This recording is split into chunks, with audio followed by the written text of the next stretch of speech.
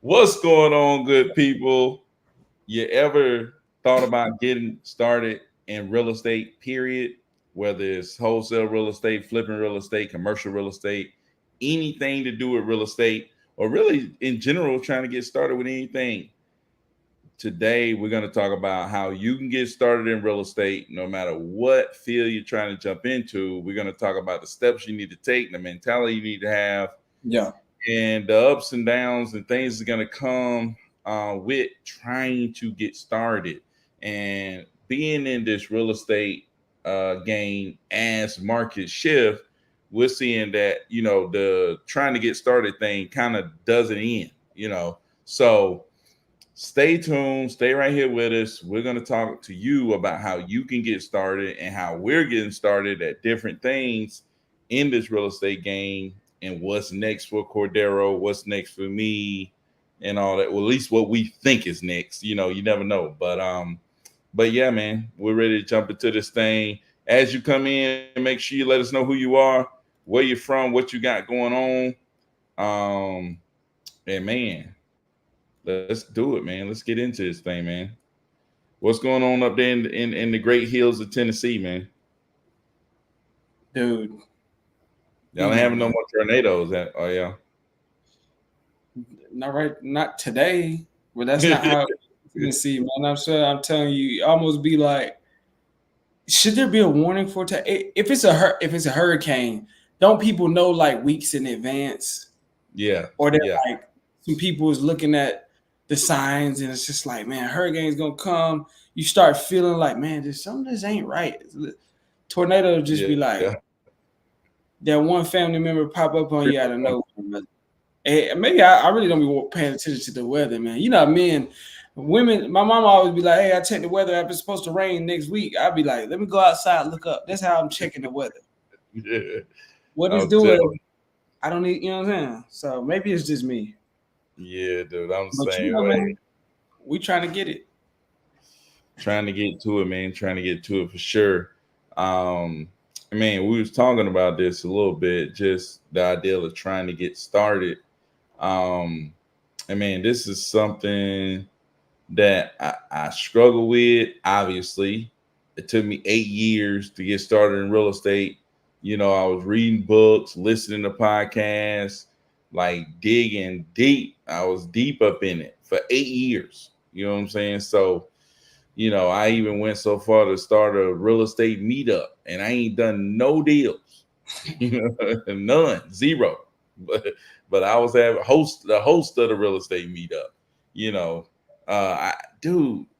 Now that I think about it, man, I called Brandon Turner before I hosted the first meetup, and somehow I was able to talk to him. I don't know how I ended up talking to this guy. So I talked to him. Do what? I was gonna say Brandon Turner. He seemed like a real person. Like this was years ago though. Like this is years ago before he just like a yeah. That was also years ago for Brandon Turner too. Yeah, that's what I'm saying. That was years ago for him. He wasn't like this guy. But I still would imagine, like, I had an exchange with him last year just on some back and forth stuff. And he just went back and forth with me. And I'm like, okay. I'm like, man, this dude got a lot of spare time to be going back and forth with me. But do what? He got it like that, man. I guess so. Like you, I need to set it up like that. Well, I got all this spare time to be going back and forth with random jokers. I'm telling you, man, if you watch The Bigger Pockets, and you have, but a million times. But I was broke watching it. It's a difference, like broke and mentally broke, right? Yeah. Or I wouldn't even I wasn't taking no action. You know what I'm saying? Yeah. But they really set up they talk about it a lot, how they want it to be an ideal life. That's one thing I remember from watching Bigger Pockets, and it always sticks with me now on days where you just like going after it, trying to hunt, find the next deal. They was always talking about setting up the lifestyle around it. And I was like, what do you mean? I'm like, man, I just want to be in the business. This is before I did any deals, before I did anything. I was like, I just want to be in the business. But they was talking about, yeah, it's like it's cool, but I don't want to be like going on appointments at 8 o'clock at night. I'm like, man, Yeah. now I'm like, it would be nice. So my point is that when you get in this business, just something to keep in mind, you can be intentional about all aspects of the business. And I think there's a good book. I haven't read it yet, but I know Byron talked about it. I'm sure assuming it's about this, but it's called Life. No, I did. I read it, but I don't remember it. Life and Heirs, because I read it a long time ago. But the general concept is just like, don't just say I want to make X amount of dollars, so let me set my business. Think about your life and the lifestyle that you want to have. Like, man, do you know what I'm saying? Do you want to be chasing deals at 8 o'clock at night? That might be a part of the grind, because just like anything, the momentum to get it started is always the hardest. Like if you And was they to talk about that in the book. okay, cool. So if you was to push a boulder and it was just sitting right there, a huge boulder, like the first, like you're gonna have to put a lot of your actual energy into it, transfer a lot of your energy into it. But once it's going, it's got a fair amount of momentum that you can kind of be a lot more relaxed. But you need to start considering, what lifestyle did I want, even in the beginning. Like Yeah. even before you've put all of that energy in the beginning. So I'm thinking at some point I want to get to where I can sit back and talk to random people. Yeah. Like the bulk of my business is done and it's taken care of, and I can sit back. Like I've got systems and processes in place. I'm not gonna lose out on money just because I'm not hammering the phones every day at 6 Yeah. a.m. taking ice baths just to, you know what I'm saying? Like taking only 10 minutes from my lunch. What if I want a long lunch break? What if I want to take a car ride in a Lamborghini? That's not necessarily what I want, but if that's what you want, then you need to set those intentions. Yeah, no doubt, man. I think, and I've read that book like multiple times, Life in There. And he talks about that as well. Like just that grind at the beginning of so many years of setting it up, of putting stuff in motion, and Yeah. then how that leads to, he did that to build the lifestyle that he wanted first. You thinking about dream. He was like, dream first. You know what I'm saying? Dream about how you want your life to be. Like a Cordero closes his eyes and dream. He thinking, man, I'm gonna be in California, living by the beach. I'm gonna You be know, in I'm gonna be in Atlanta, like blah, blah, blah. Byron, You know what I'm gold saying? heated marble floors, uh, two, three, I'm, 5 cars. I'm gonna have feet. I'm gonna have 500 polo hats. I'm gonna have, you know what I'm saying? I'm gonna get. I'm gonna have to have a barber come to the house every 3 days to make sure I'm fresh. It don't matter Fresh. how many the distance, but I want him to come to the house. That's for sure. That's a real thing. I be talking to my barber about that. I'm like, man, we're gonna be doing house calls one of these days. Dude, hey, but that's the thing. Like you do all that, you add all that up. Like, dude, what is all this gonna take to live this life that I really Yeah. want? And Yeah. then, and the time. You know what I'm saying? Like Yeah. the time factor too. I want to be able to drop my kids off every morning, and pick them up from school. Okay, you're gonna need time to do that. So when you setting your stuff up, like what Errol said, okay, your time, right? When you in the business, do you have to be at that place all day? If Yeah. that's the case, you ain't Yeah. gonna be able to do this and do that. Yeah. So the time, right, is the biggest thing. And you'll learn that like time is the biggest thing. Time is more valuable than money. Cause they ain't printing time. They printing money. Yeah. You know? Yeah. And honestly, money is unlimited, because money is just exchange of value. If you had unlimited time, you could exchange value forever, but you don't. Man, Time is really the only thing that is limited. And as I mentioned to you guys before, I recently just passed my real estate affiliate brokers exam to big become time. licensed. Big And time. I'll give y'all more about that as we progress. But one thing that the teacher taught us in the class, and I had heard this before, but sometimes you got different stages in your process, in your journey. You get more information, and like, oh, it means something different at a different stage in your life. That's just life, where you get advice. And she was saying, it's like, what she started doing was looking at her life and connecting her goals to actual work input. So if you know you got, let's say I say I want to buy me a new house. I want to buy me a house, a new build, like Byron, brand new house in this area. They go for this amount of money, et cetera, et cetera. I can say that's going to be on average. I'm making X amount per deal. That's going to be these many deals, right? Yeah. So likewise, and that was just kind of like thinking from a standard of like just connecting it to anything, because that could be like, man, I want to donate X amount of dollars. I want to buy X amount of rental properties. But the point was that really resonated with me was connect your goals with actions that you can take today, and always start with the end in mind. That's one thing I learned from Gary Keller's books, was start with the end in mind from the very beginning, and then then you work your way backwards, just like you would do with anything. Just like you would do with literally anything. If I said, man, I'm trying A to go lot of get people don't do that, man. I, dude, and I did that.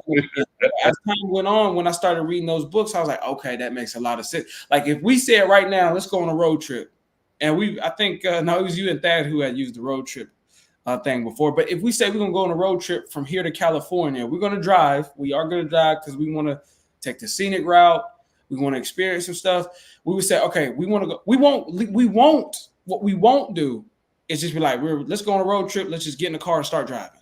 Wherever we end up is where we end up, because we could be driving forever. We could not have there.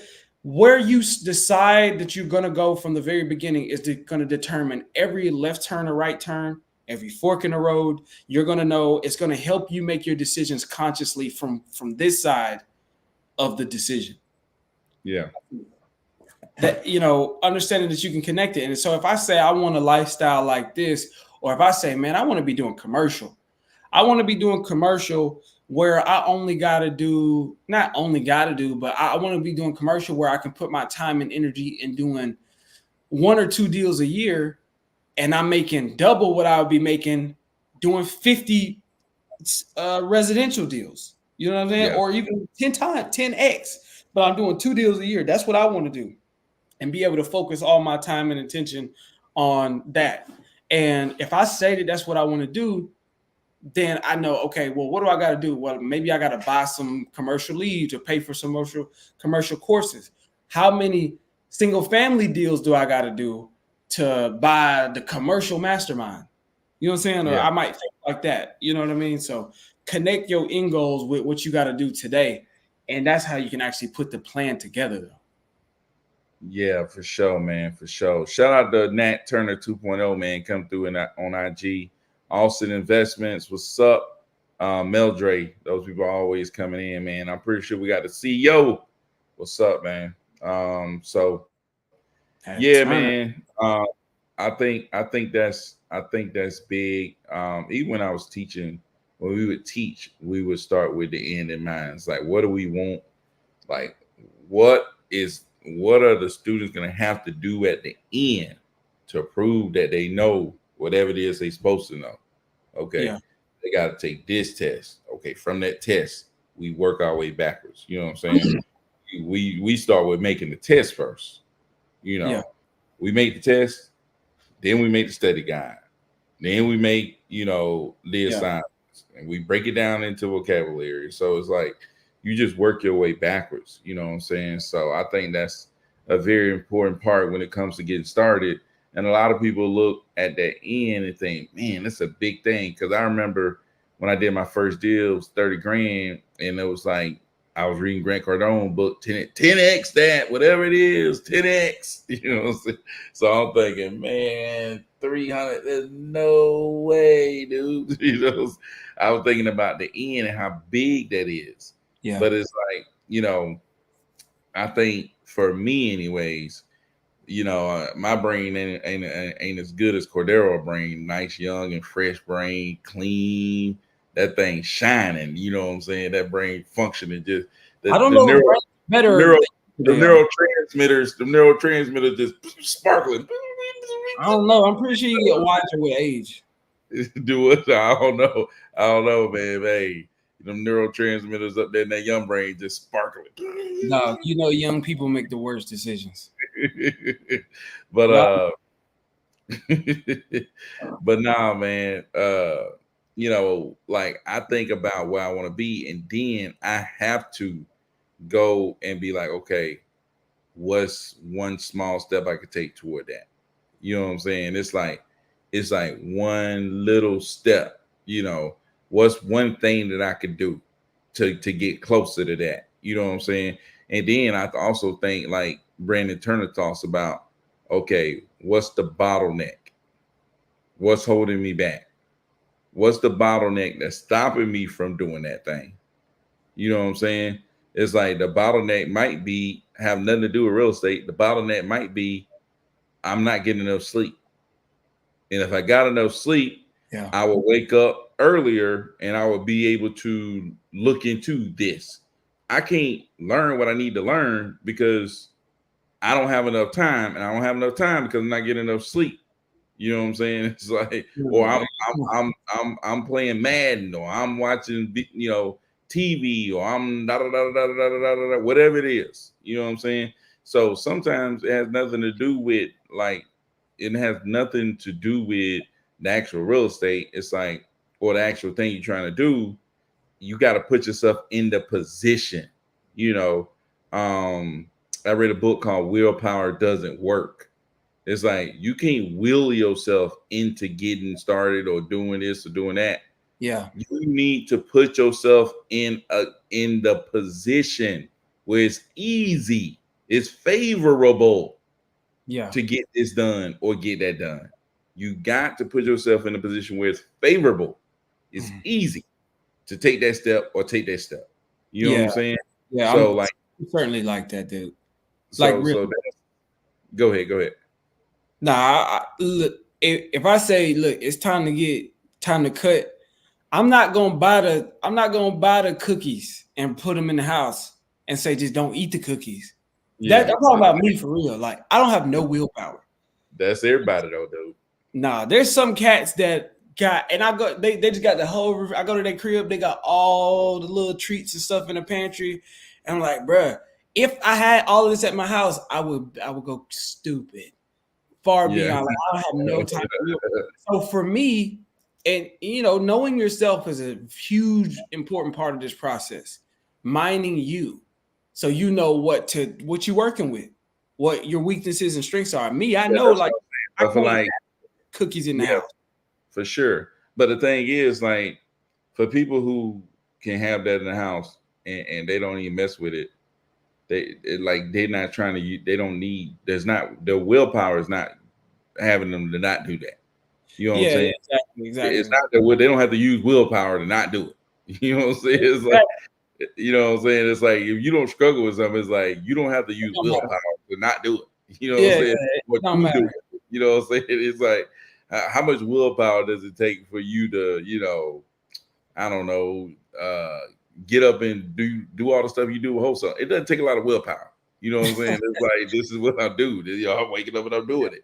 But it's Yeah, like for me to go and like I said, a lot of times when you gain momentum, that momentum makes you like a ship, a humongous ship. It's like, okay, I gotta turn this big ship and start pointing in another direction. You know what yeah, I'm saying? I yeah, gotta turn this ship, even if it's slightly, like I was mainly doing texting. Now I'm mainly doing PPL, but it's still turning the ship. You know what I'm saying? Even though I'm doing the same kind of stuff, I was mainly wholesaling. Now I'm flipping. I'm still moving that ship. You know what I'm saying? And moving that ship, it's gonna take something. You know what I'm saying? It's gonna take something. yeah. So, that kind of thing, man, where you really gotta, you ain't naturally just doing this. You gotta force yourself into it. It And it, it stop will do and what? and stop. That's what the point. Willpower is not enough. Stop working against yourself, Yeah, right? And you can stop. force it. Yeah, yeah. Don't say, all right, I'm gonna go to her house, but we just gonna talk. Like just don't go over. Man, Man, stop. Telling you now, some of y'all know, all of us know, y'all know. Don't like this. What I'm trying to say, because I've been that person where I like it's just like, and then you trace it all after you made the decision, you've made the mistake. Shout out to Bobby Mack and shout out to Uncle Phil. You know what I'm saying? So, and I wouldn't even just call you Uncle Phil like that, man. Your name is Phil Banks. We have to Phil talk. Banks, what's up, man? Shout out to you, brother. Shout out about but after I've made the decision and I've looked back on it and regretting it, I always look back like, where did this start? And you can say, man, I could be like, man, when I went from sitting on that couch and sitting on the same, that's where it. No, don't go over there. And likewise, it's like if you know you need to be cold calling. Don't say that I'm gonna invite my homeboy over here. He could chill on the couch on the TV. Don't. Matter of fact, I used to put an audio book in. Put an audio book in one ear. If you got some headphones, put it in one ear. It'll help. But just like, don't be like, if you want to go to the gym, don't just get to the gym. And likewise, this works in reverse. It's just like stop working against yourself, and then just make it easy for you to do it. Go be there at the gym. Yeah. It's just like you a whole lot more likely to work out and to push yourself past your limits at the gym than you are sitting at home on the couch. Yeah, for sure. And like I said, I want to point this out. Like for different people, it's different stuff. You know what I'm saying? For different people, stuff works. And for you have to figure out what works to make me do this easier. Yeah. You know what I'm saying? Yeah. If it's like, okay, if I wake up at 5 a.m., then I usually feel like just going to the gym. Or, if I don't know, if I don't know, you don't want to depend on anybody else, but sometimes you might. Like some people need a trainer. Like some people need a trainer. It's like, if I have a trainer, then I know I'm gonna get up and go and meet them. You know what I'm saying? It's like some people just need certain things, and it will make you do it. You know what I'm saying? So it's like you have to create the environment. You know what I'm saying? Maybe you have to create or set up an obligation for yourself to do a certain thing, or maybe you have to, just like me with like Cordero. It's like when I'm doing lives by myself, easy for me to miss. You know what I'm saying?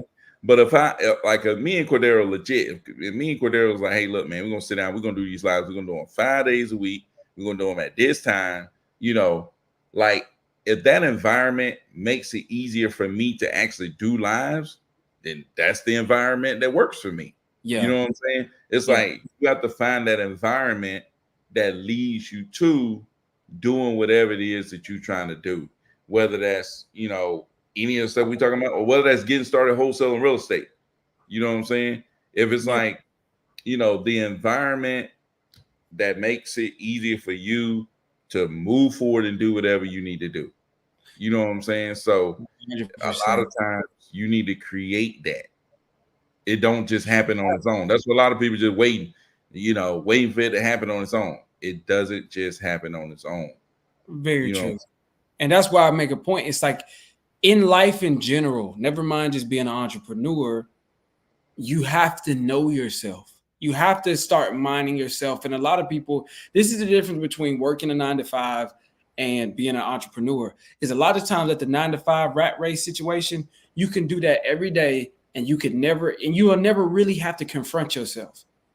You'll never have, and I've said this before, it's like you'll never really have to will yourself into a position. You'll never really have to go deep into, what makes me do something, what doesn't? Because all you do is go to your 9-to-5 and then clock out from all your responsibilities, depending on where you work at. You know what I mean? When you get into an entrepreneur, you are faced with that because you realize that the success or failure of your business, of your company, and all your goals is all on you. It's all on you. And to Byron's point, what he's saying is it's a big ship. You're not just trying to change your financial plane. You're trying to change your life to get that desired life, right? Yeah. Because what does it tell you if the amount of money you make can all be centered around what time you go to sleep or not? You know what I mean? Yeah. How well you rest, the amount of money you make can be all centered around your willpower to say no. your ability to say no to a lot of things. And as you grow in your career, your capacity to say no needs to grow. You know what I mean? You're gonna have to say no to a lot bigger and better opportunities, and stop just wasting your time. And so it's about knowing yourself as a person and what works for you. Because like Byron said, I would say if LeBron James has a trainer, then I would say you got to have a trainer. If the best UFC fighters and the best boxers, they got trainers and people in their corners, I would say you need a trainer. But I don't like working out with people. I would say probably having a trainer would help for sure. No, excuse me, not probably. I know it would help. But as far as what I'm trying to do, just basic, you know what I'm saying, get in the gym, I don't want nobody. I don't want my best friend. We just sitting in there talking every time we're supposed to be working out. So, bro, guess what happened? Hey, ain't no guess what happened, bro. Leo said I'm gonna do my set, and then I don't even want to have that conversation with them. You know what I'm saying? So I just don't work against myself. I just go to the gym by myself until I can find the right people, right? And so this is such an important part when it comes to getting started in real estate, or if you already started and you want to do something new. Byron brought up an excellent point when we was talking earlier. Is just like you are always getting started because there's always something new. The market gonna go in a different direction, even if you don't. You say, man, I'm gonna be flipping. I'm flipping. But it's just like, well, however you was getting your leads in 2022 or 2021, that's not how you get your leads now. You know what I mean? More than most likely. And so now you got to get started on a new platform. Now you got to get started on this. And especially for those of you who actually have a long longevity in mind. I think when you're in the 9-to-5 thing, you tend to think, man, I can't wait to get you think you get your first deal. And then the next thing after that, you think about just being rich and wealthy and just having all of this. It's just like you're just like, man, I'm going to be a yacht, maybe a yacht or a helicopter on the yacht with a pool in it. You know what I'm saying? Like in reality, it's like levels to the process. It's steps you take to transition out of that into this, onto that. And when as you do that, that takes time. It's just like you build a wall, then build 3 other walls, and then put a roof on top, and you got the foundation, and so on and so forth. My point is, it just takes time to actually build a solid career. You know what I mean? Like I was pretty sure Grant Cardone was a millionaire, a multimillionaire for many, many years, but he wasn't a billionaire until the last few years, like last couple of years. If we talk, you know what I'm saying? When that happened to go for a long time. And so my point of saying that is you're going to be getting started and you're going to be challenging yourself. And the point is you're going to get to this level and you got to break through to the next level every time. So these are things that you need to know, and because they're going to be, you're going to have to re-know yourself, re-get in tune and relearn yourself to say, hey, you know what helped me in the last chapter can hinder me in the next chapter. And I know a lot of y'all have heard that before, but it's very true. Like the whatever put you in position before, you can't run off that same energy to get to from 0 to 1 million, and then that to 10 million, and then 10 million to 100 million, and 100 million to $1 billion. Like it's different levels and mindsets. Yeah, for sure, man. So like I always say, like I used to say, like you cannot remain the same person. Yeah. Start doing more bigger stuff. You got to change. Mm-hmm. A lot of people, and it's probably cool to be like, man, it's just who I am. It's just me. I'm gonna be me. Yeah. Never change. I ain't never switched up. I never hear that a lot. That's like and almost a badge of honor, but it's like, huh? Or it's almost a slap to the face of somebody like, you changed. I grew is what you meant to say. Like there's no difference between change and growth. It's just I say growth is when you change for the better. Yeah, for sure. So you got to. That's the thing, man. You got to be willing to, and a lot of people not. You know what I'm saying? A lot of people not willing to give up their PlayStation. They're not willing to give up their TV show. They're not willing to give up all the snacks on top of the refrigerator or something like that. And speaking of snacks on top of the refrigerator, That's like a thing, man. You know, I don't know. Do y'all keep y'all snacks on top of the refrigerator? Comment if you're watching this.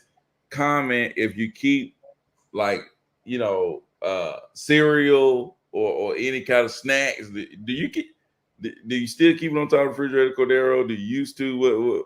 Yeah, I mean, growing up, we always did keep everything on top of the refrigerator. I don't keep stuff on top of the refrigerator now, just because I don't keep those things. Like I don't like if I had a lot of. We used to have like, bro, we used to have food stamps. So you know what I'm saying. We had like 7 boxes of cereal, just stupid stuff. Like we be eating good for the first week or 2 weeks, and then when our food stamps run out, we like eating pancakes for the rest of the month, like that type of. So yeah, we would have like 7 boxes of cereal with the chips, like several different chips up there. You know, I don't keep all that. Think about it, man. Now that I think about it, I go home to my mama house. They still got the cereal on top of the refrigerator. Well, you, I just don't keep. Well, I mean now, and also it depends on. Your mama, when you go to your mama house, they still got the cereal on top of it. Everything loaded up on top of that cut. But my mama, she don't got like a pantry though. You know what I'm saying? Like she don't have a pantry at her house. But this the thing. My mama got a cabinet where she got a bunch of snacks that's filled up, and then it's a bunch of hey, Bobby Mac, when you got cereal, it's stuff. I think my mama might have a place to put that stuff though. My mama that's what I'm saying. My mama got a cabinet for all of that stuff, and it's completely booked. It looked like the grocery store in there, and then it's out of the refrigerator. You know what I'm saying? I mean, I would just say honestly, it really feels like a waste of space. I don't put stuff on top of my refrigerator because I don't eat like I'm very dude. I'm so intentional. I started eating like this like a while ago, and I remember one time when I was like, this had to be like I don't know when I first started going vegetarian. My sister came in town to visit me, and she stayed at my house. And I think I might have went to work or something like that. I left and came back, and she was just, oh my God, she had bought me food and groceries, and she was just like, your kitchen's so empty. And I was like, nah, I had to explain to her like, nah, I don't eat this stuff. Like I had to explain to her basically one, I don't have willpower, and my kitchen wasn't empty because I didn't have food. It was just like I intentionally like only buy what I'm going to cook for that, like for the week or something like that. I have to keep it like that. So I don't put stuff on top of my refrigerator, man. Dude, that's funny though, man. It's funny, man. That just, stuff that you used to do back in the day, and it's like, dude, I don't have nothing on top of my refrigerator. You know what I'm saying? Yeah, but when you get rich like this, Byron Rich, y'all don't know if y'all understand this. Byron refrigerator is stop it. His refrigerator got the AI refrigerator now. If you put something on top of it, it get offended. His refrigerator has no. Stop it, dude. Hey, I just realized my mom and them got that stuff on top. Still got the stuff on top of the refrigerator. I'm pretty sure they got somewhere to put it.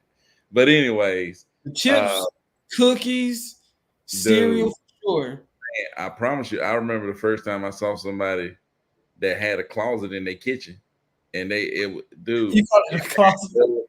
full of food. I'm like, dude, these people got a closet full of food. Are you kidding me? Like, can we talk about the first time? I swear that stuff is like, cause like I said, even when we would get the food, we still just got dumb stuff like 7 boxes of cereal. You know what I mean? Like we just didn't know no better. It was almost like if we got a lot of money, we would buy no new house, but we have 7 brand new cars in their driveway. It would just be imbalanced. But the first time you go to somebody's house and you could tell like they was intentional about all this stuff, they got all the Gatorades, they got all the different color Gatorades and the this and the that. You like, whoa. Yeah. Oh, where they at? But look. Oh shoot. I don't know what happened to the camera, but so what I will say is this, and also too, and I don't want to get knee deep in it, but I will say this. I'm very adamant, and it's becoming very prominent in my life. Like knowing yourself, understanding what little things that maybe, because you don't know what it is until you are faced with it, but you don't realize like, man, that one little part of my childhood that I experienced is holding me back. Like, Yeah. because a lot of the stuff you got to learn new stuff, and a lot of the stuff is like you're not conditioned. Like, for example, like I lived in Tennessee most of my life, for the majority of my life. Like, I could probably tell you what to do if a tornado come. I have no clue what to do. If a hurricane come, I don't know, but I really wouldn't know what to do in an earthquake. I promise you now, I wouldn't know what to do in an earthquake. I wouldn't know, do I stay here? Do I go outside? Do you get in the ditch, put your hand over you? I don't even know what the drill is for an earthquake. And so if I knew I wanted to go to California, I would need to learn new stuff. And certainly not hold on to old stuff, because the tornado drill might get me killed in an earthquake. Like, oh, Yes, get up under some stuff, dude. I might be buried by the end of that if I take the same stuff that I would do to, you know. And likewise in business, like there's some stuff your parents might tell you, you know, save some money, put some, but you might need to learn how to spend more money, just spending it in the right place. You might need to learn how to just tap that piece in your mind that say, listen, I need to spend more money on leads. I don't need to spend more money on shoes and 7 different types of cereal at the top of the refrigerator, but I need to learn how to spend more money on more leads, more learning on my education. Spend a couple $100 on that course. You're like, man, what if that course? Some of y'all will spend easily in a 30-day period. You'll spend $500 eating out at your little favorite restaurant, playing games, on other things, maybe on alcohol, on drugs, or other stuff that's not serving you for real. But if somebody offer you, and I'm talking about any course. I'm not vouching for all courses, but I'm saying even the chance that one of those courses might have the right idea in it that'll take you to that next level, you be like, I don't know if I want to spend this $300 on, and I say anybody, on Keith Everett's acquisition course, or if I want to spend this $400 on Flipman's course. It's just like maybe it don't get you nowhere, but maybe it gives you that one little thing that you need to put you over the top, maybe. But you will willingly just it's flying off the shelf. You keep buying alcohol, buying Applebee's, and you know, doing this, paying for gas to go across town to your homie house and just sit on the couch and talk about nothing all day. And it's like learning like that confidence to invest in yourself. That could be the skill set that you need to go from Tennessee all your life to the California living, to be prepared and in position to win and to be successful. And so there are things that you got to learn that maybe you got from your childhood, that maybe you got from your early 20s, your adulthood. And I'm not just talking about like bad things. There's some good things that might serve you, but you need to understand yourself and know what to take away. I need to dial back on this, or just completely get rid of it, or I need to lean into that more. I have the skill set to talk to people. And I think we talked about this on the live here before, guys, and I talked about it with some other people, is until you actually make that start, or if you're already in the business and until you make that transition into something new, you won't realize what exactly you have experienced in the past that could be a benefit or a hindrance to you. You don't know it until you start it. So it's just like, I used to go, and when I was young, I moved. I may have told the story. I think I went to like, I don't know, maybe like 6 or 7 different high schools, 5 different middle schools, and another 6 or 7 different elementary schools. And I went to, like, there's army brats that didn't even go to that many schools. When I was going through that sucked. But I didn't think that, oh, maybe as I got older, it would help me understand perspective, because I know a lot of different people, where most people just stuck with one group of people. I got to see who was really unique, who wasn't. It's like, dude, there's 10 of yous at every school. You're really, you know what I'm saying? You're really unique. I got to learn perspective. And I was very shy at the time going through that, but it's helped me to be able to communicate myself now. Because I was at very low end schools. I was at some like high end schools. I was on that part of town just by sheer fate. Like all the kids, I was like the poorest guy there. All the kids there, their parents were doctors and stuff like that. I was like, listen, my pops, he do what he do. You know what I'm saying? And I'm only staying with him for a little bit. You know what I'm saying? Until I gotta go back to my mama's house for real. So I guess I'm on this side of town. Oh, Real talk, you know what I mean? But it taught me perspective, because if I had just grew up in Shelbyville and went to Shelbyville Central, I'd have Central, baby. had a minuscule mindset. I would have still be thinking like everybody in Shelbyville. But the fact that I got to get out of there and go to a different school and learn from a different set of teachers, you know what I'm saying, with different principles and core values. Not saying I agree with them or disagree with shit, but I got perspective and I learned how to communicate with people. I didn't know that until I got started doing like really in real estate, to where I could talk to more people like, oh, I can communicate with you because you remind me of somebody I went to school with, so on and so forth.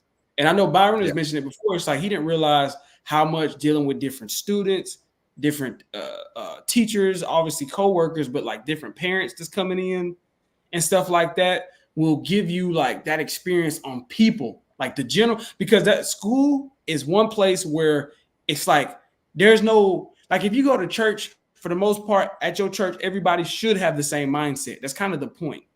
If you go to a gym, everybody there is kind of like focused on fitness. If you go to school, you're gonna be there with some Jewish people, some Christian people, some Muslims.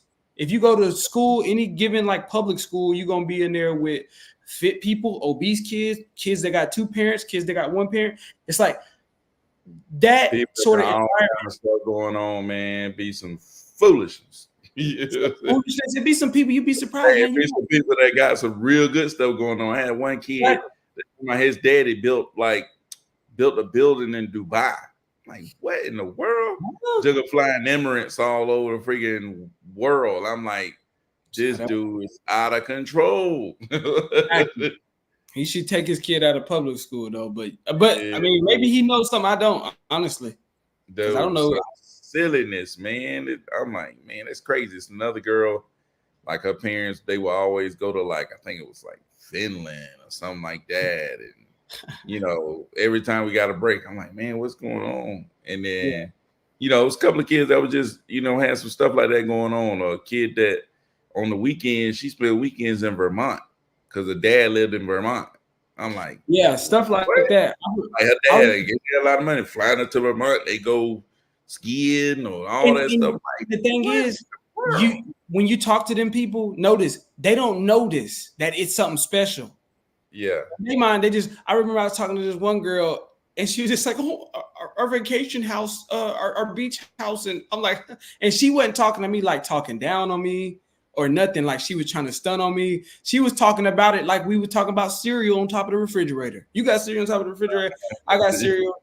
You got a vacation house on the beach, and you know, I'm like, nah. I just go to Shelbyville on my vacation. I ain't never been skiing, never thought to go skiing. You know what I'm saying? So I just go to Shelbyville to my auntie house. Really? Saying you ain't going on vacation on them breaks? I was going on vacation. I was going to Shelbyville, man. I know you heard me. My auntie house. Then you heard what I said. That's where I was. You know what I'm saying? So, but it's just like those people that is a small example of perspective. That's just one thing I want to talk about. Just small example of perspective. In her mind, from where she's sitting, that's what life is. From where I'm sitting, I'm like, wow, you got a lot. And so learning that teaches me when I'm talking to sellers, and you talk to sellers, and one seller like is literally surprised to his core that when we close, he's not going to get a duffel bag full of cash, dollar bills. Like in his mind, he's like, what you mean it's not? You said cash. I'm not shocked. I'm like, I'm not shocked by that. Just like because I was stunned when that girl was talking about she got a beach house. I'm like, you got a, huh? But that happened early on. Now I realize that people just think different.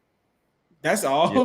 But you don't know what you experienced in your life before that could be a benefit to you when you get in this business. And you need, like, I need to lean into that. That's me. I need to sharpen that. And that's the one thing of value that I bring that maybe the next guy can't bring. And that's going to help me on this journey. And then there's some things like we talked about before. You need to get the cookies out of the house. For me, I can't have them in the house. For me, I need to go to sleep at a better time. I realized something too.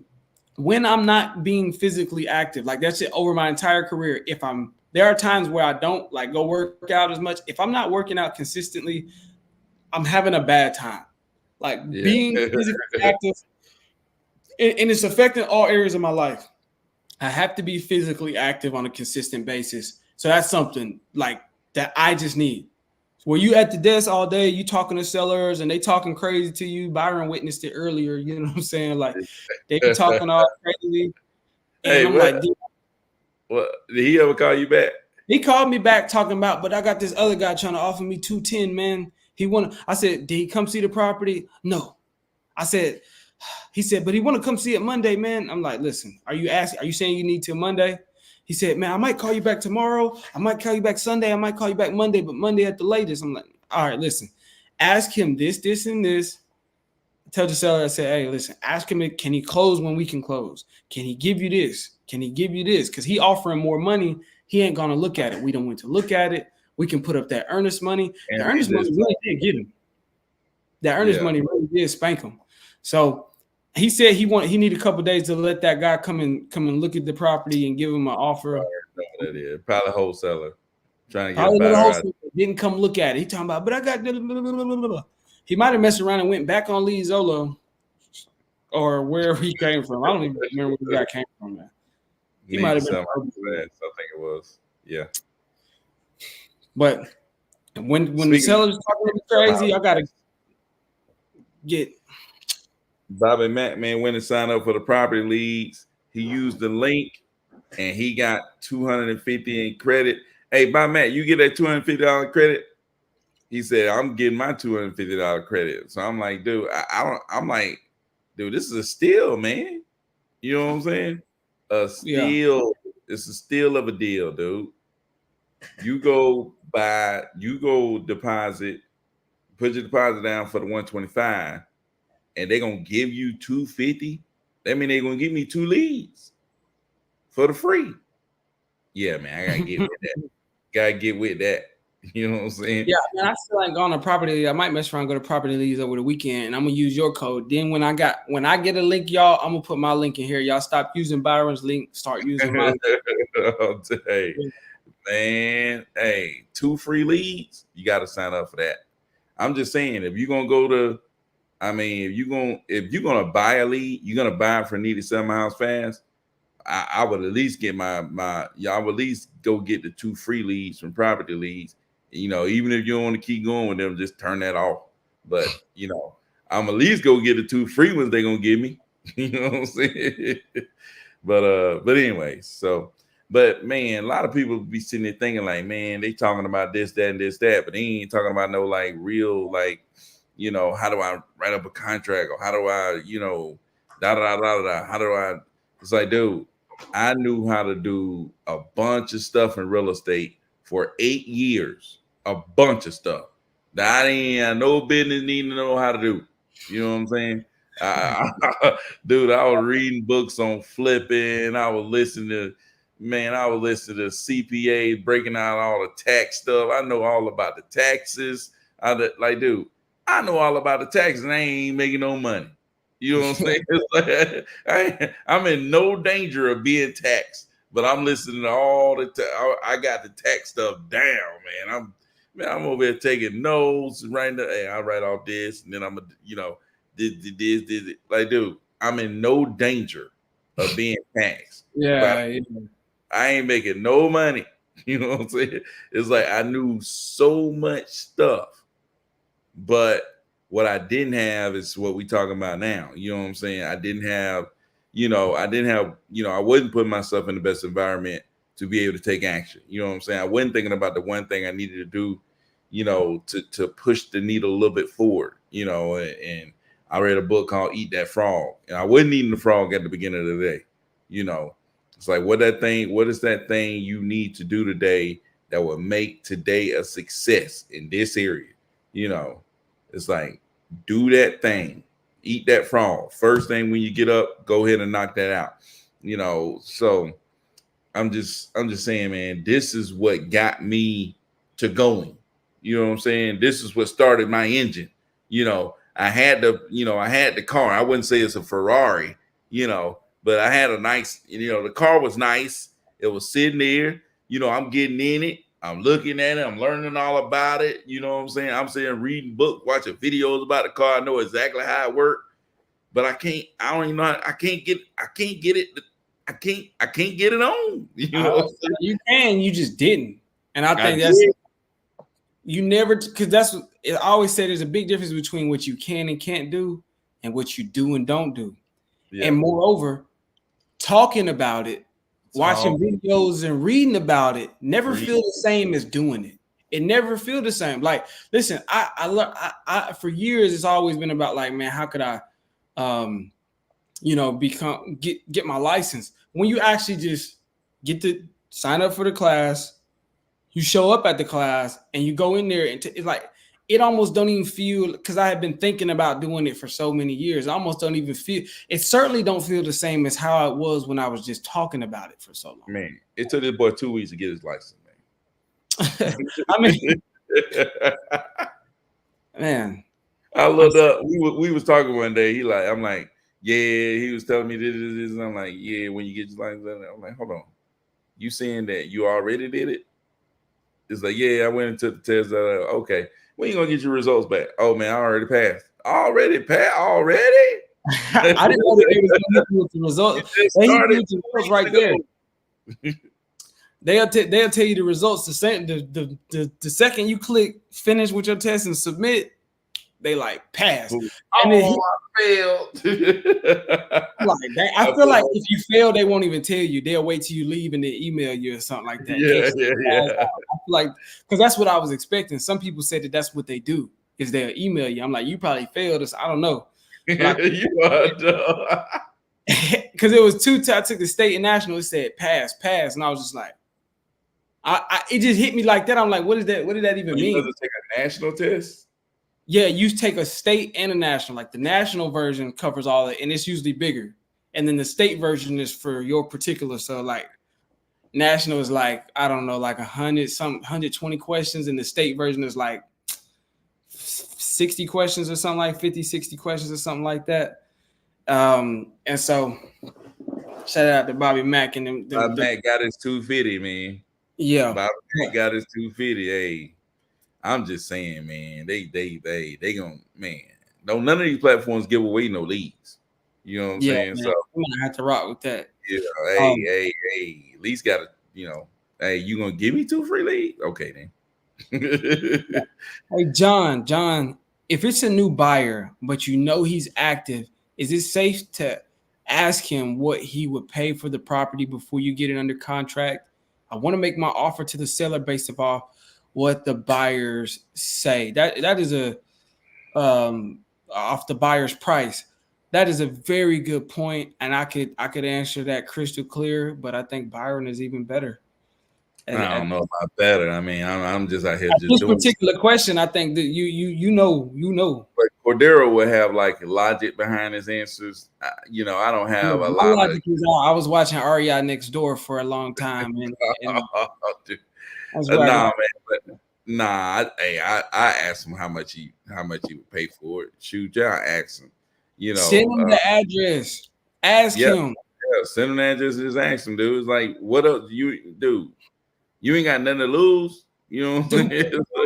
You ain't got nothing really. You know what I'm saying? So, send him the address, man. Doesn't even matter. Just send him the address.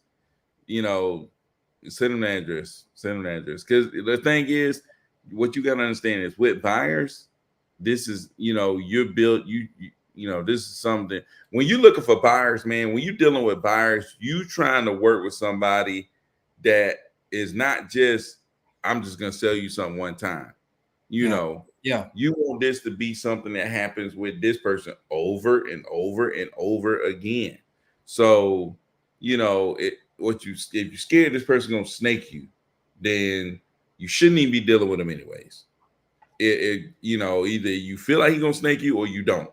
And if you don't, then you deal with him. If you feel like he'll snake, then don't even deal with him. And if you feel like he ain't gonna snake you, then send him the address, ask him how much he'll pay for it, take him over there and walk it, whatever. You know what I'm saying?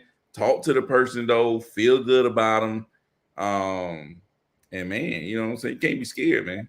You know what I'm saying? Go ahead because the thing is, you holding that from the buyer and him being slow to get you the answer, that's gonna cost you the deal. That's what I'm saying?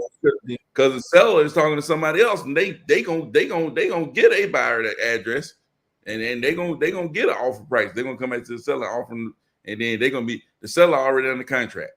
You know what I'm Yeah. saying? They signing the contract right now with somebody else. You know what I'm saying? So, Yeah. man, a lot of time kills all deals, man. Time kills. Time will kill a deal. You know what I'm saying? Yeah. Deals have to happen in the right time, and that's just the way it is, man. That's why I'm gonna call old boy. I'm not waiting till no Monday. He's getting called back tomorrow and Sunday For and then sure. Monday. But also Exactly. another thing is John, I'll say this. One, I got 2 points on this. One is a lot of people tend to like before you've done a deal. I don't know if this is like your first deal because there's fear. There could be fear on two parts: there's doing a deal or fear of working with a new buyer, which I understand both. But let's say it was your first deal. People tend to fall in love with their first opportunity. They Yeah. see a house and they'll ride by it. They're like, this is my house. This is my deal. And you think it's just like what you don't realize is people who's actively doing it. We got tens of as many opportunities or potential deals in the air at any given time, as many as we can have. Like that's the Yeah. name of the game. The more you got, so you might get attached to one and be like, I can't send you the address because this is my one deal. What it's like, you don't know if it's a deal yet. So you acting like you can't send them an address. And I'm not saying you do. You might have the trashiest property and the trashiest deal on the trashiest side of town, thinking you got something, but you scared to send them the address.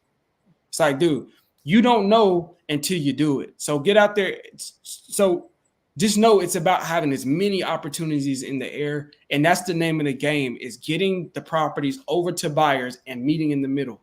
It's like if you were doing a full service to the buyer, it's like, how are you going to send them an opportunity that they don't even know what it is and they can't properly assess it?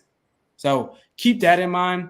But one thing I want to say just in general, whether it's fear about the deal or if it's fear about the new buyer, because I understand that when you work with a new buyer from the beginning, from like, I know he's doing deals, but I ain't never done no deal with him. It's just like all the way until you close, maybe even a little bit after you close, you might have a little tint of fear about working with them because fear can be your compass. Sometimes fear is showing you're going in the right direction, right? This is one of my favorite things from the 10X rule book is he talks about how fear needs to be your your navigation. It needs to guide you. It needs to direct you. Your fear of calling that client, that's your sign you need to pick the phone up and call them right away. That's why that's why I be when me and Byron be talking, sometimes we be like, man, what we gonna say to this buyer? And we talking, I'm dialing the phone right. I'm dialing the buyer or the seller right then. He's like, Yeah. wait, not yet. It's because I start to feel that anxiety building up of like as we're trying to make the decision behind like what should we do with the seller and what if I can't what I always feel better once I hit the button and it's ringing and they or not even when it's ringing when they answer hello. I always feel better when I'm actually in Yeah. the moment and I'm doing it. Let Yeah. fear guide you, especially in this process, because where you're at, John, I at least know one thing. I know you know what you're doing and what you need to do based upon how you ask this question. Um, if it's a new buyer, but you know he's active, is it safe to ask? The way you ask that question, dude, that lets me know you know something about something. You know what to do. You just have fear of like, what if I do this? What if I do what I'm supposed to do and something bad happens? That's really what Yeah. you ask. What if Yeah. I do what I'm supposed? And that type of fear is healthy because that fear tells you exactly what you need to do. And that's such a hard thing to embrace. This is probably what Mike Tyson was talking about when he's talking about fear is your friend. When he's talking about like, man, well, what if I go in there? That's the one thing you need to do is embrace the fear and allow that to make you more alert and more ready to actually be, active to readily take action. You need to do that. And so, yeah, you're gonna have fear even when you send them over to send them the address. You're like, oh my goodness, I'm worried. And then he's gonna hit you back. Hey man, this looks like a good opportunity. Can I go see it? You're like, oh dang, okay. What if I let him go see it and he talks to the buyer or he talks to the seller? He goes see it and come back. You're like, man, look, I can do this. You're like, oh snap. He said he could do this. Let me talk to the seller. What if the seller says that price won't work? You're gonna talk to the seller. Seller said, okay, we can make that work. Now you got yourself, let's say, a 15K deal. a 30K deal. I'm gonna double it just because I want to. Let's say you got yourself a 30K deal right before your hands. Now you're like, dang, now I gotta send a contract to the seller and a contract to the buyer. I ain't never done that before. Where I get the contract from? That's the sign. What if I send out the contract and it's not right, or it's missing something, or they don't sign it, or they question me and say they want their lawyer to see? That's your sign that you need to be sending the contract. That you need to be reaching out to REI next door or Cordero Martin 615 and saying, hey, can y'all got a contract or whatever? And again, John, I'm explaining this as if you've never done a deal. I don't know if you have or have not. I'm just trying to show you how every step of the process, there's going to be more fear. You're going to send over the contract. They both going to sign it and send it back. You're going to be like, dang, now I got to send it over to the title company. Now, what if I send it into the title company? They say, we don't do assignments. And then they tell me to come up there, and then they call the cops on me and arrest me and take me out in handcuffs. It's like, come on, man. It's like, you're going to have, if you're one of them type of people who have irrational fears or just some type of fear in general, especially with a new buyer, and you don't know, what if they know the title company more than I do, and they get up there and they tell the attorney to steal the deal from me, and I don't get my money when we close? Like, you can have all these things going through your head, but that's the sign, especially if it's backed up by evidence, and you've heard us talk about it, and you know that's what you need to be doing. Then keep going in that direction. Follow your fear. Like, trust your instinct. I wouldn't tell you, like, if you feel a hot stove, that's a sign that you need to put your face into it. But I'm saying, if you know that we've advised you on this, or people that you know and that you trust their counsel, whoever that may be, have said this is the way to go, but you still have a level of fear about it, that's probably a sign of that's what you need to do. For sure. For sure. Yeah, for sure, man. He also says it kind of got me when he asked what I had it under contract for. I'm like, I don't even have it. I don't even have a contract yet. I'm just trying to get a good sense of for offer price. Did you say that? John, I don't know what you say to that, Cordero. see, this is where I say it's like, I think it's better to set the expectation with the buyer up front. This is also why we say have buyers first before you start looking for the property. But as we talked about on the last live we was on here together, it's just like stuff happens out of order sometimes. But just let them know. When I send them the deal, I said, hey man, I got this deal I'm working on. It's coming down the pipeline. I haven't gotten it locked up yet, but I wanted to see what your thoughts were on it. Before he even asks you if you have it under contract, you already set that expectation. You know what I'm saying? And then now, I guarantee you that little tweak in crystal clear communication, that have made a world of difference. Now you wouldn't even feel this little bit of pressure that you feeling like, dang, I don't know if I'm doing this. All buyers know he's looking for his next meal. He's looking for his next meal, and he's looking for his next opportunity as well. So if you say, hey man, I got an opportunity coming down the pipeline, I don't got it locked up yet, but I'm trying to work on it, and it's gonna make you $50,000. You think he gonna be mad? No. This is what he do. He look at opportunities every day.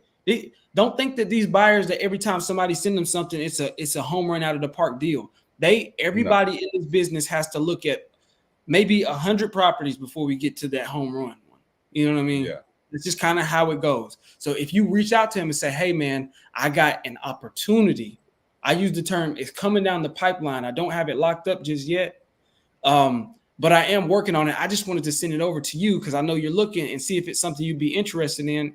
If you like it, I'll work something out with the seller. Okay, yeah, man, send it over. Send me whatever you got. I'm telling you. Boom. Let's go. Yeah, man. And even if I'm thinking even if you had in a contract, I'd be like, I always let them know that I'm still negotiating. You know what I'm saying? They was like, hey, what you got it for? I'm like, man, I'm still negotiating with the seller, man. I would just tell them I'm still negotiating.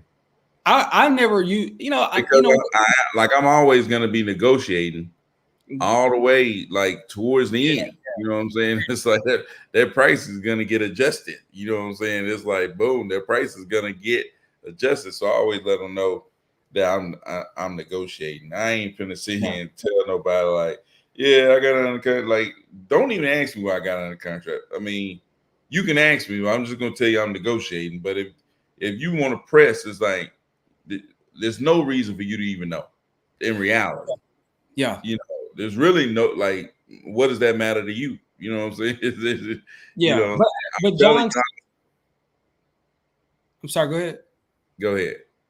No, I was gonna say, but John is saying right here, thanks for that, fellas. Big help, blessing to you both. And yes, this is my first deal. That's I what's don't up. shout out to you, John, man. And like I said, I know you know stuff. I'm pretty sure you've been studying by the way you ask the questions. You're asking very good questions. Um, but Byron makes a very good point. It's just like it's none of their business to know.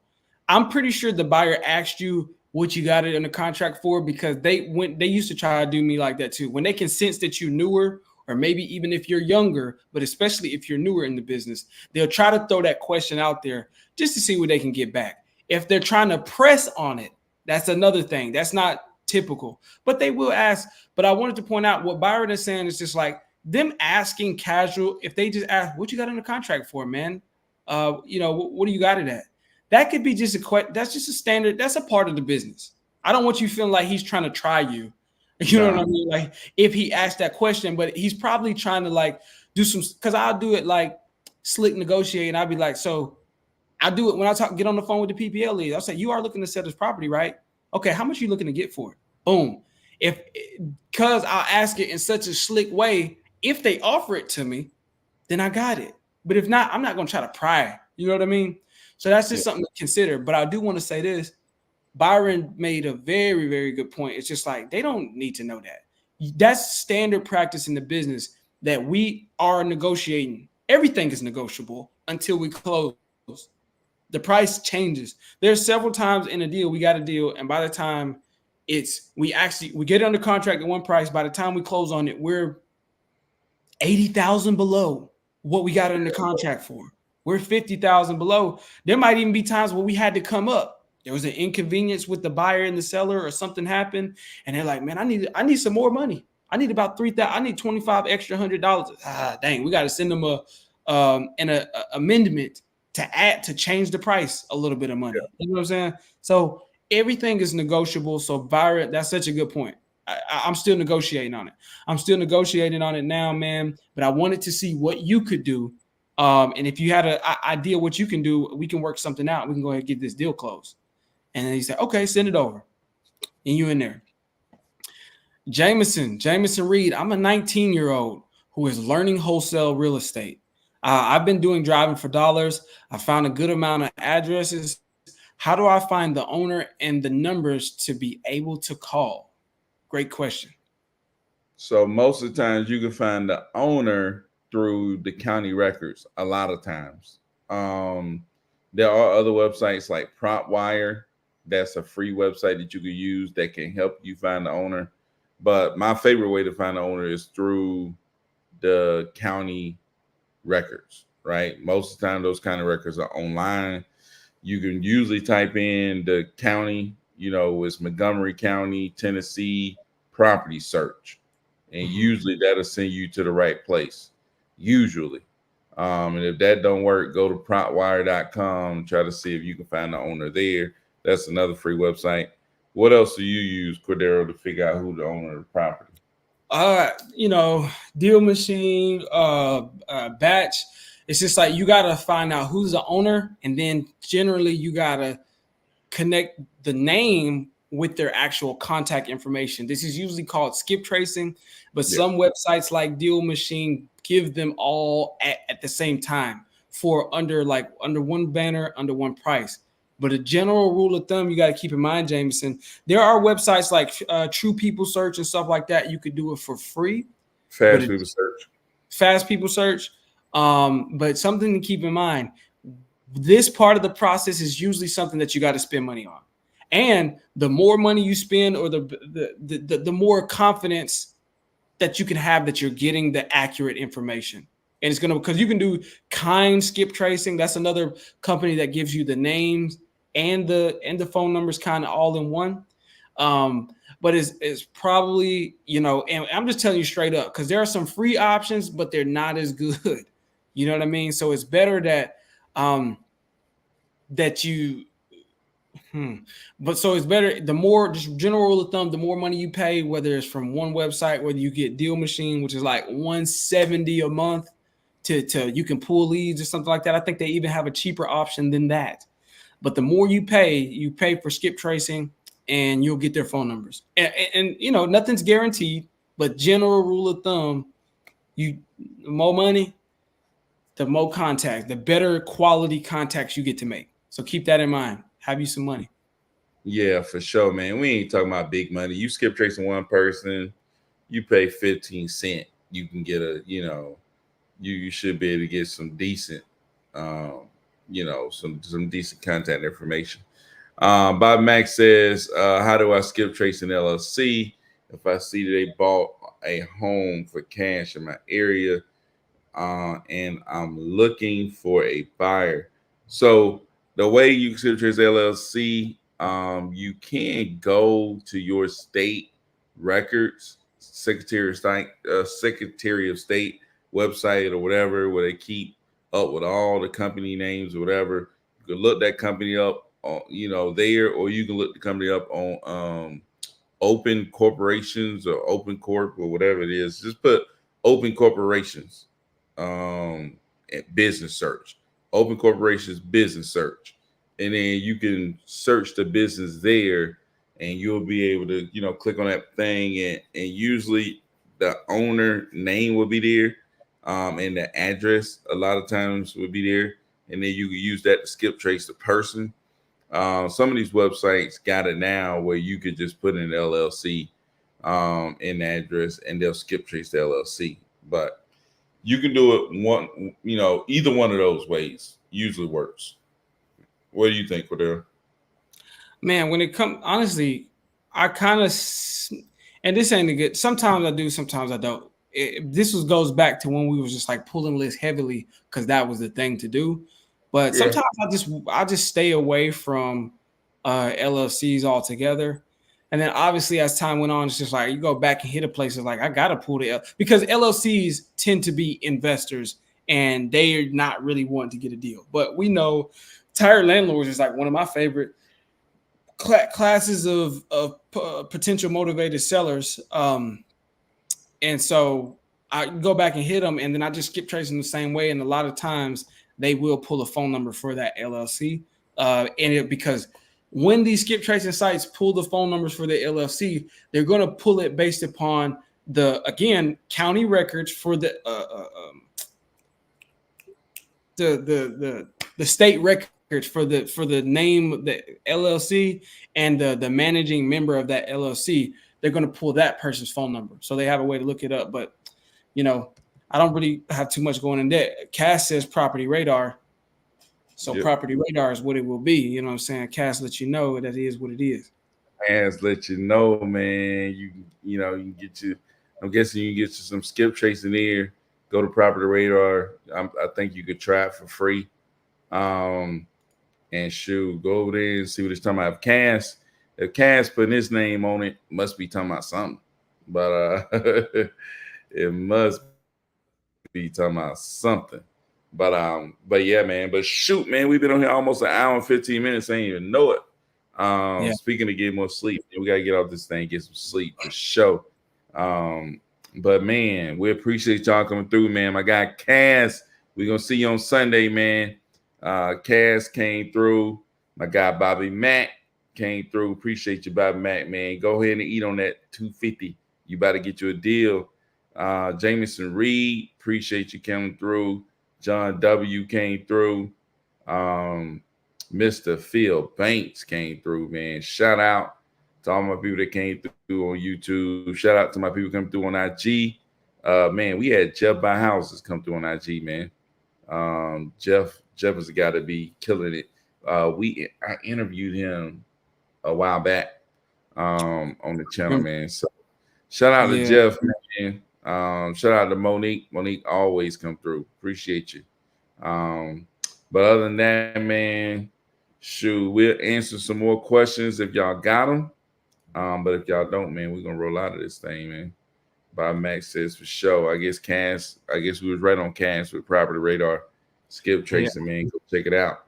yeah. Um, but shoot, man, we're finna get out of this thing, man. Appreciate y'all for coming through. Till next time, man. Peace out.